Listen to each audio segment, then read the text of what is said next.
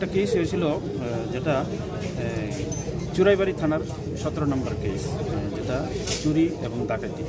এটার মধ্যে আসামি হলো নাজিমউদ্দিন এবং রাজিবুল আলম, এবং তাদের দুজনকে আজকে আদালতে তোলা হয়। আদালতে তোলার পর যখন আদালত থেকে বেরিয়ে আনা হয় লকআপের উদ্দেশ্যে, তখন রাজিবুল আলম আমাদের একজন পুলিশ কর্মীকে ধাক্কা দিয়ে পালিয়ে যায়, এবং দীর্ঘক্ষণ 3 ঘন্টা তাকে অনুসন্ধান করার পর, অনুসন্ধানে ছিল আমাদের এসপি স্যার, এসডিপি স্যার, আমরা সবাই পুলিশ কোর্টের টিম এবং ধর্মনগর থানা, আমরা রাজিবুল আলমকে 3 ঘন্টা অপারেশনের পর তাকে আবার উদ্ধার করতে সক্ষম হয়েছে। কোথা থেকে তাকে আটক করা হয়েছে?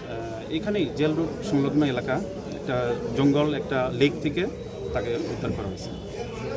কখন পালিয়ে গিয়েছিল?